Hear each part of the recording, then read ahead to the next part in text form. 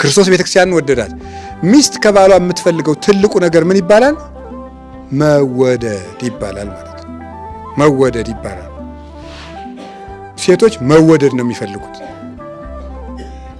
መወደድ በምን ይገለጣል? የመጀመሪያው መስማት ነው። እየሰማችሁ ነው? ሴቶች የሚሰማቸው ይወዳሉ። ዝም ብሎ የሆነ ያልሆነውንም ቢያወሩ ማለት ነው። ጅልም ቢያወሩ ዝም ብሎ መስማት። ስራዬ ብሏ ባለቤቷን እማወራሃለኝ ብላ ሲያበቃ የሚገርም ነገር ማለዳ ወደ ቢሮ ሲሄድ ዶሮ አግኝቼ መንገድ ላይ ምንም ትርጉም ላይ ይሰጥ ይችላል። ያን ወር የመናቅ ከፍተኛ ጦርነት ያስነሳል።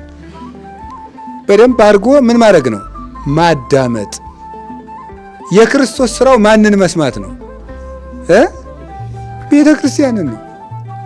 ስማና አምላክ ነው መድኃኒነ ነው መስማት ነው እሱ።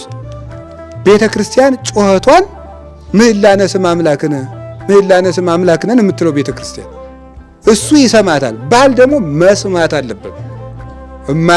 ጆሮቹ የተከፈቱ መሆን አለበት። ከቃሉ ጋር ናችሁ?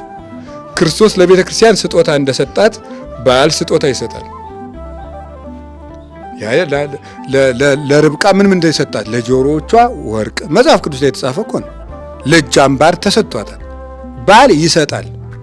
ምን የራሷ ገንዘብ አይደል አይባልም፣ መስጠት አለበት። የራሷ ገንዘብ ቢሆንም ከባሏ እጅ ስትቀበለው ደስ ይላታል። ክርስቶስ ለቤተ ክርስቲያን እንደሰጣት። ክርስቶስ የቤተ ክርስቲያን መጋቢ ነው። ስጋውን ደሙን መግቧታል። ምን ማለት ነው ታዲያ? ባል ደግሞ መጋቢ ነው። ፍትሐ ነገሥቱ ምን ይላል? የባለጸጋ ልጅ አግብቶ ተራራውን ወጥቼ ቁልቁሎቱን ወርጄ ካልመገብኳት ብሎ ሊደክም ይገባዋል ይላል። የሰው ልጅ አግብቶ ዝም ብሎ ጉጭ የለም። ሳይኖርም ማግባት ክልክል ነው። ትንሽ ሰርቶ ነው ማግባት። ዋናው እምነት ነው፣ ዋናው ፍቅር ነው የሚባል ነገር የለም።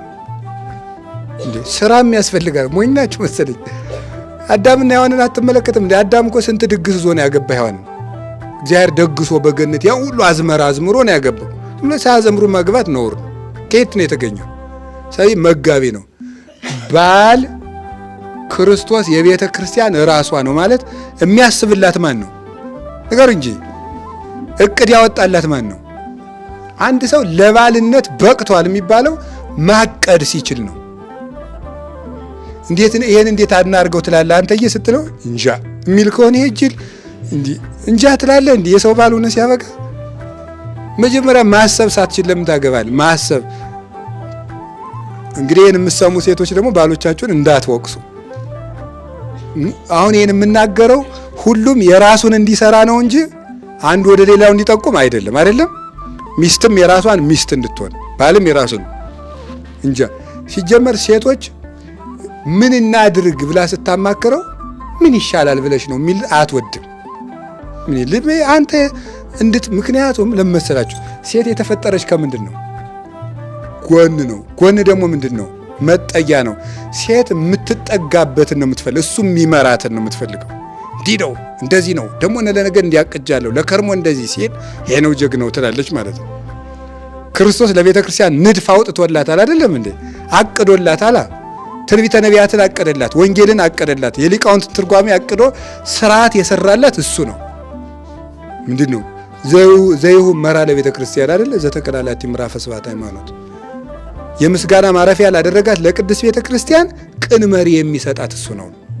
ቤተ ክርስቲያንን ስርዓቷን ሰርቶ የሚያስተዳድራት እሱ ነው። ሀጋጊ ህግ የሰራላት እሱ ነው።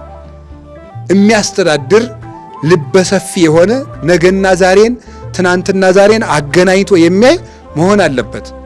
እግዚአብሔር በዓለም ያሉ በትዳር ያሉ ወንድሞቻችን እህቶቻችንን ሁሉ ይባርክልን።